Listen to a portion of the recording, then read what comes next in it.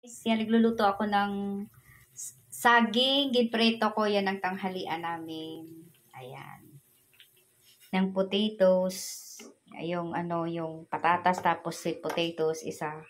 Kasi paborito yun ng anak ko. Tapos yung saging, yung ganitong saging yung prito ko. Kasi gustong-gusto niya yan. Gustong-gusto. Ayan.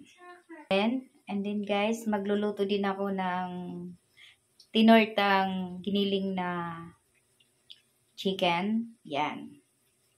Yan. Mamaya, prito ko rin yan siya. Ito torta ko yung chicken na giniling. Ayan guys, luto na siya. Yung saging na pinirito. Yan, lagay ko na sa plato.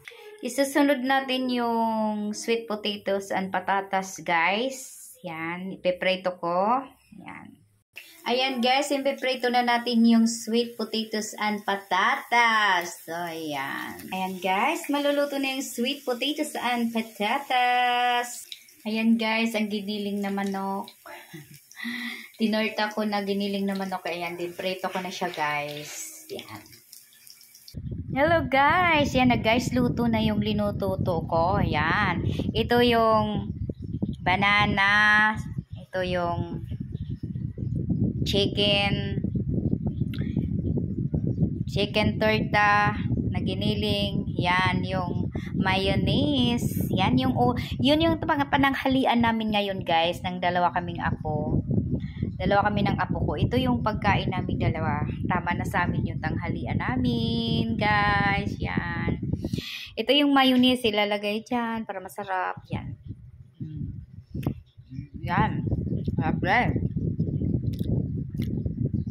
Yeah, guys, subukan nyo magluto ng ganito, pananghalian. Ayan.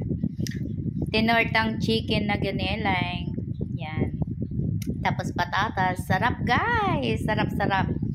Tapos ilalagyan mo ng mayonnaise. Yan ang mayonnaise. Yan. Ito yung pananghalian namin. Yan. Healthy, guys. Thank you for watching, guys. Sana mayroon akong naano sa inyo rin, naibigay na kunting kaalaman. Thank you. I love you.